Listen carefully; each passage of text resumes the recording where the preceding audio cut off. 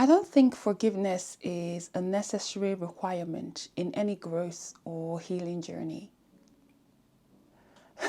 We hear it all the time. Forgiveness is for you, not for them. And like most people, I bought it, at least I tried to buy it for a while. And it makes sense because it's one of those statements that appeals to the deep desires of a hurting person. And more often than not, the person who says it to you means well.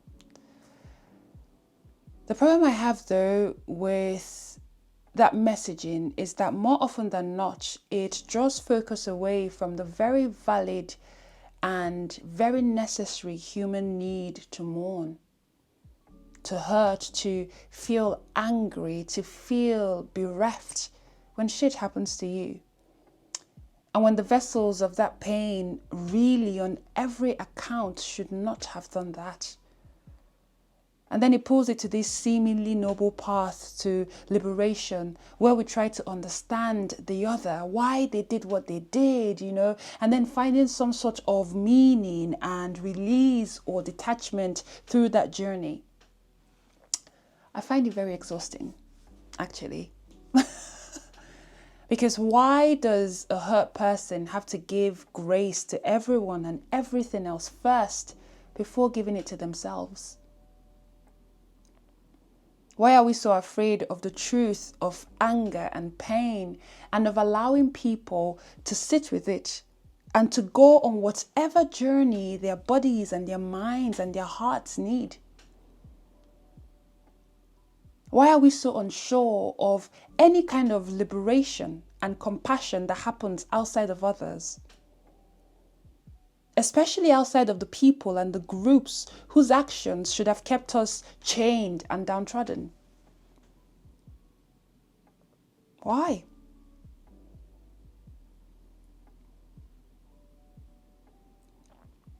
I think forgiveness is cool if it works for you, but I don't think it's the only path to liberation. Isn't that what we all want? Isn't that what we're all chasing? Isn't it? To be able to live free of the shackles of resentment and bitterness that can eat you alive. We can all agree that it can eat you alive. For me, the idea of forgiveness as it's presented to us hasn't been that helpful to me, honestly.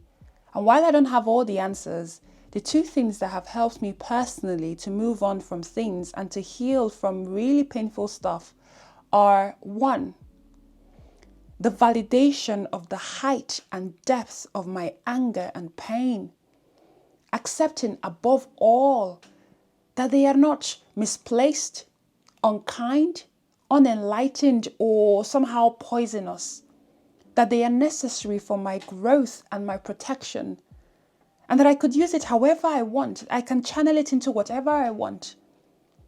And you know what I do with it? Sometimes I use it in my day-to-day life. I use that anger and pain in my day-to-day life.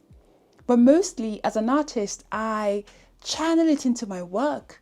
When I'm on stage, when I write, when I perform, when I tell stories, I use it. And I'm not afraid of it. Honestly, I don't know why we are so afraid, especially in a world like this. The world isn't messed up because people are angry. I think the world is messed up because people aren't angry enough.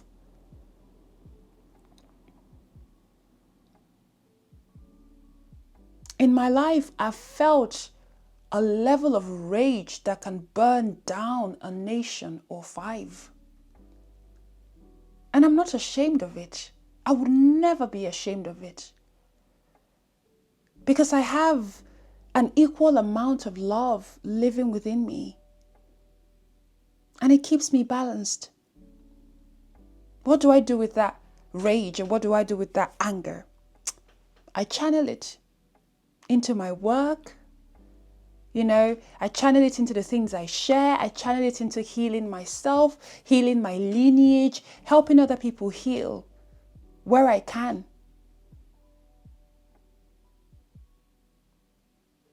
I think there's a lot of weird things that happen when people are afraid of anger and when people are afraid of pain. I think there's a lot of weird shit that happens when people live like that. Anyway, the second thing I do, or the second thing that has helped me, is learning to believe people and to trust them to be themselves. I don't need to forgive a thief for stealing from me. I mean, I could be blindsided, I could be hurt and angry, I could be sad that they stole from me. But at some point, I must admit to myself and accept that I've just met a thief. And what do thieves do? They steal. So I trust them to be themselves. And all I have to do is to lean on the boundaries, to honor the boundaries or the safety precautions I've set for myself or that I have in place. And usually for me, once that acceptance hits, the resentment also goes away. That's what works for me. Again, there's no one way to do this. No one way to do this. I think that the path to liberation is such a personal thing. A lot of people, there's people who need to forgive to move on. There's people who actually don't need to forgive just so that they can move on. If you force them to forgive, they can't move on. So I think it's one of those things where, as a person, find your path to liberation. Let's say the next time you revisit a wound, say about your childhood or something, and someone tells you something along the lines of, you should forgive your parents. You know, they're just human. It's their first time being parents. I think the point of this whole video is to tell you that it's okay if you're not open to receiving that. It's okay if you do not want to receive that. You know why? Because it's your first time too. It's your first time being someone's child. And most importantly, it's your first time being human. And your parents had the opportunity to be human before you. So they should have known better. And it sucks that they didn't. And while there are 101 reasons or 10,000 reasons why they didn't or couldn't or whatever, the effect of that on you can, without shame, be your sole focus. Because maybe if our parents focused on who and what happened to them, then they wouldn't have happened to us.